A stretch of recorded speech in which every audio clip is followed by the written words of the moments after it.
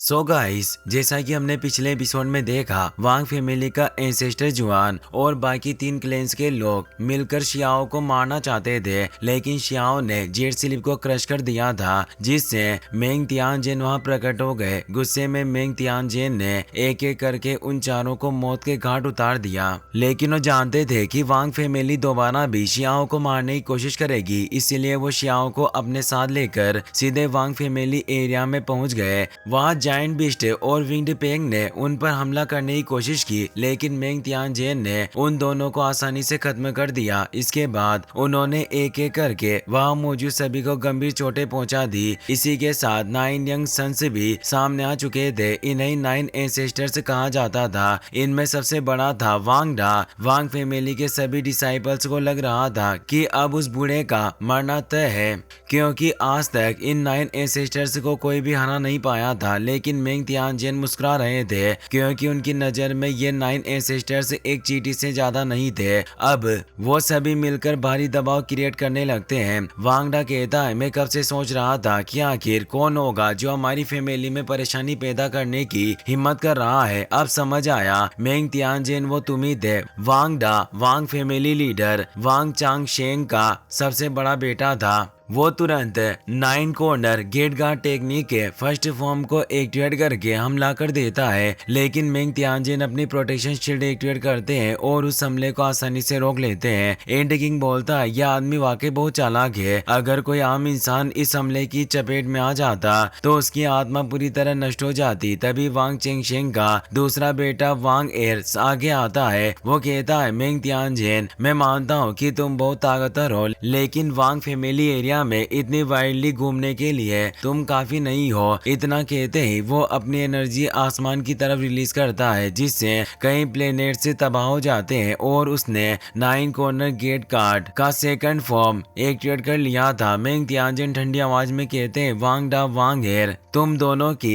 हिम्मत बहुत बढ़ गई है जो मेरे सामने इतनी बदतमीजी से चिल्ला रहे हो। वांग डा गुस्से में कहता है, तेरी शक्ति भले ही स्वर्ग को हिलाने की काबिलियत रखती हो, लेकिन मैं तुझसे नहीं डरता। हाँ, मैं मानता हूँ कि एक समय तुम्हें पियरलेस एक्सपर्ट्स के रूप में जाना जाता था, लेकिन तुम उस बॉडी सीट पाथ पर चलने में असफल रहे और अब तुम बहुत बूढ़े हो चुके हो, इसलिए तुम्हारा युग खत्म हो चुका है। फिर भी तुम वांग फैमिली को अपमानित करने की हिम्मत कर रहे हो, इसलिए आज का मामला शांतिपूर्ण तरीके से खत्म नहीं होगा। मैं बहुत समय से तुमसे लड़ना चाहता था। आज आखिरकार वो दिन आ ही गया जब मैं अपनी क्षमताओं को परख पाऊंगा। इतना कहते ही वो अपने ड्रैगन फॉर्म के साथ मेंग तियानजेन पर हमला कर देता है, लेकिन मेंग तियानजेन सिर्फ मुस्कुराते हैं। वो तेजी से टेलीपोर्ट होकर उसके सामने आ जाते हैं। ड्रैगन उन्हें निगलने की कोशिश करता है, लेकिन मेंग तियानजेन सिर्फ थोड़ी सी एनर्जी से ही उस ड्रैगन को पूरी तरह नष्ट कर देते हैं। तभी वांग डा फिर से तेजी से हमला करने बढ़ता है, लेकिन मेंग तियानजेन अपनी एनर्जी से उसे दूर उड़ा देते हैं। वांग डा फिर से सामने आता है और फियर्स एनर्जी के साथ एक और हमला करता है। मेंग तियानजेन अपनी डिवाइन आई एनर्जी से उस एनर्जी को पूरी तरह मिटा देते हैं और एक भयानक विस्फोट होता है। काले बादल पूरी तरह छट जाते हैं। अब वांग डा समझ चुका था कि वो मेंग तियानजेन को हरा नहीं सकता। उसकी नजर शियाओ पर जाती है। वो शियाओ को निशाना बनाकर उस पर ड्रैगन अटैक छोड़ देता है, लेकिन मेंग तियानजेन उस ड्रैगन को बीच में ही नष्ट कर देते हैं। वो सख्त आवाज में कहते हैं, तुम वाकई बहुत ज्यादा एरोगेंट हो चुके हो। मेरे सामने ही मेरे डिसाइपल्स पर हमला करने की हिम्मत कर रहे हो। इतना कहते ही वो अपनी डिवाइन बॉडी एक्टिवेट करते हैं और वांग डा को एक जोरदार तमाचा मारते हैं। वांग डा दूर जा गिरता है और वांग एर के पास जा लगता है। वांग एर गुस्से में चिल्लाता है, बूढ़े, तूने अपनी हद पार कर दी है। इस लड़के को बचाने के लिए तुम मुझे उकसाने की हिम्मत कर रहे हो। आज का मामला यही खत्म नहीं होगा। तभी थर्ड सन आगे आता है। वो कहता है, मेंग तियानजेन, आज का मामला यही खत्म नहीं होगा। हम 9 भाई मिलकर तुम्हारा सामना आसानी से कर सकते हैं, इसीलिए हमें धमकाने की कोशिश मत करो। इतना कहते ही वहाँ मौजूद चारों भाई अपनी ड्रैगन पावर एक्टिवेट कर लेते हैं। मेंग तियानजेन गंभीर स्वर में कहते हैं, तुम लगातार गलतियां कर रहे हो और पश्चाताप करना भी नहीं चाहते। ये सब अब और भी ज्यादा बदतर होता जा रहा है। वो अपना ऑरा तेजी से फैलाने लगते हैं, लेकिन तभी वांग फैमिली पैलेस से एक भयानक एनर्जी रिलीज होती है। वो उनके ऑरा को दबाने लगती है। चारों तरफ डरावना दबाव फैल जाता है। ये था वांग चांग शेंग का ऑरा। एक गहरी आवाज गूंजती है, भाई तियानजेन, तुम खुद मुझसे मिलने आए हो, फिर भी इतने ढीठ बने हुए हुए हो। शियाओ इस ओरा को महसूस करता है। वो समझ आता है कि इसने ग्रेट एल्डर के ओरा को भी आसानी से दबा दिया है। उसके मन में एक ही बात आती है, वास्तव में वांग फैमिली के इरादे बिल्कुल भी अच्छे नहीं है। मेंग तियानजिन कहते हैं, वांग चांगशेन, अब पता चला कि तुम अभी तक मरे नहीं हो। तभी वांग चांगशेन की आवाज आती है। वो अपने फर्स्ट सन से कहता है, बच्चों जल्दी से हमारे महान अतिथियों को अंदर आमंत्रित करो। एंड किंग झिझकते हुए कहता है, क्या वाकई हमें अंदर जाना चाहिए? मेंग तियानजिन शांत स्वर में कहते हैं, हम यहाँ न्याय मांगने आए हैं, इसीलिए हमें बेशक अंदर जाना होगा। इतना कहकर वो 9 ड्रैगन सन्स के साथ अंदर की ओर बढ़ जाते हैं।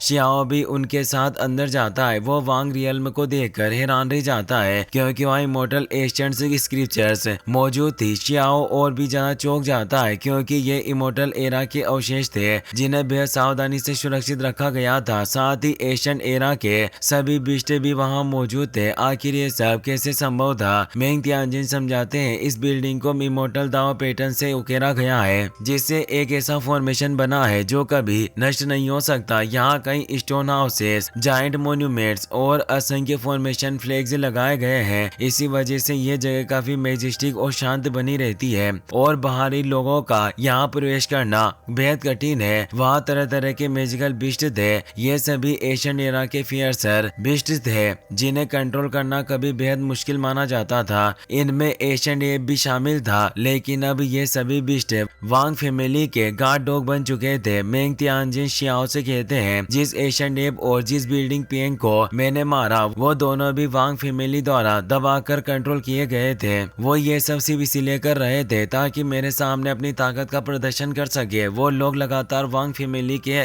और अंदर की ओर बढ़ते जाते हैं। तभी शियाओ मेंग तियानजिन से कहता है, मास्टर, हम दुश्मन के अड्डे में लगातार और गहराई तक घुसते जा रहे हैं। क्या आपको चिंता नहीं है कि कहीं हमें यहाँ कैद न कर लिया जाए? मेंग तियानजिन शांत स्वर में कहते हैं, अब जब हम अंदर आई गए हैं तो हम चीज को अच्छी तरह देखना चाहिए, इसीलिए तुम बिल्कुल चिंता मत करो। इतना कहते हैं वो वांग फैमिली पैलेस के अंदर प्रवेश कर जाते हैं। वहाँ पहले से ही कई पावरफुल गार्ड्स मौजूद थे और 9 सन्स भी उनके सामने आ खड़े होते हैं। एंड किंग शियाओ से धीरे से कहता है, वांग फैमिली के फर्स्ट सन का नाम वांगडा है, शायद 8वें का नाम भी इसी तरह होगा, तो क्या उस बूढ़े का नाम भी ऐसा ही होगा? इतना कहकर वो हंस पड़ता है। शियाओ नजर उठाकर 9 ड्रैगन सन्स को देखता है। वो सोचता है ये लड़का छोटा लगता है लेकिन इसकी आंखों में अजीब सी चमक है क्योंकि वो राइजिंग और डिस्ट्रक्शन दोनों को देख सकता था। उस 9th सन का नाम वांग जियू था। शियाओ को उससे वांग शी जैसी परिचित और महसूस होता है क्योंकि उसकी लाइन एज एक जैसी थी, लेकिन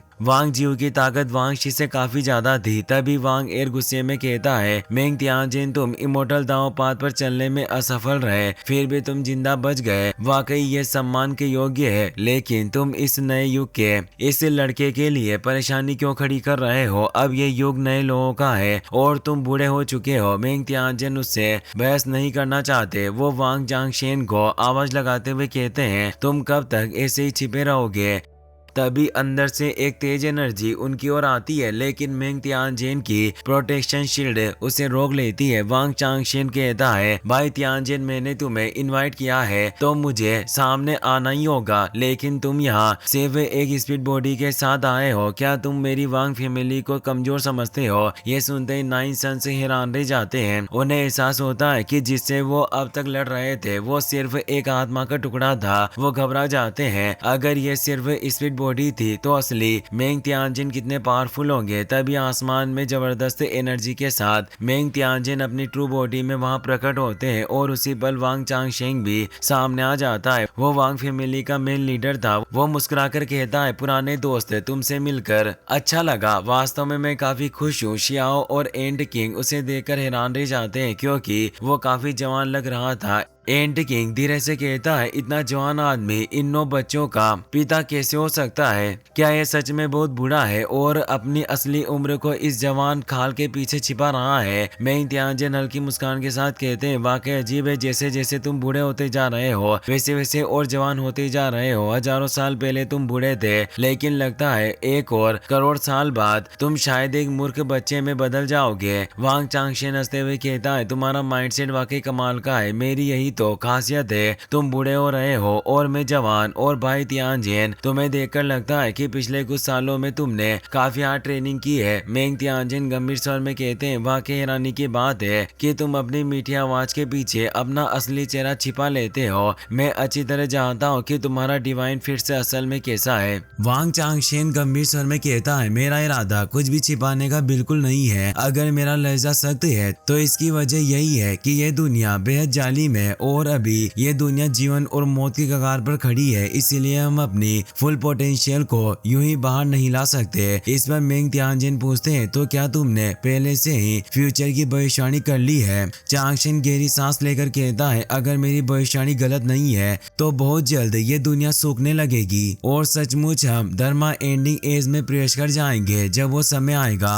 तो सभी अमर पदार्थ पूरी तरह गायब हो जाएंगे, सभी हब्स, सभी मैजिकल बिस्ट, यहाँ तक कि सबसे स्ट्रॉन्गेस्ट कल्टिवेटर के लिए भी उस एज में 10,000 साल तक जिंदा रहना बेहद मुश्किल होगा। उस समय सिर्फ एक सुप्रीम एक्सपर्ट ही उस कार्मिक फॉर्च्यून का सामना कर पाएगा, लेकिन अभी तक कोई भी उस स्तर तक नहीं पहुंचा है। अगर मैं उस युग में पैदा हुआ होता तो मैं अपनी जान की बाजी लगा देता ताकि मैं अपनी ट्रू सेकंड लाइफ का इस्तेमाल कर सकूं, क्योंकि एक बहुत बड़ी आपदा आने वाली है जो इस पूरे युग को मिटा सकती है। इसीलिए हमें मिलकर काम करना चाहिए। लेकिन तुम सिर्फ इस लड़के के लिए मेरी वांग फैमिली में तोड़फोड़ कर रहे हो। इतना कहते ही वो गुस्से में अपना ऑरा फैलाता है और लड़ने के लिए तैयार हो जाता है। इस पर मेंग तियानजिन भी आगे बढ़ते हुए कहते हैं, पूरी दुनिया जानती है कि मेरा सिर्फ एक ही प्यारा डिसिपल है और वो है शियाओ, जिसे तुम मारना चाहते हो। वो मेरे लिए मेरे अपने बच्चे और पोते पोतियों जैसा ही है, बिल्कुल उसी तरह जैसे ये 9 ड्रैगन सन से तुम्हारी फैमिली है। अब जरा सोचो, अगर तुम्हें पता चले कि कोई चुपके से तुम्हारे बच्चों को नुकसान पहुंचा रहा है तो तुम्हें कैसा लगेगा? क्या तुम उसे यूं ही जाने दोगे? इतना कहते ही मेंग तियानजिन भी लड़ने के लिए तैयार हो जाते हैं।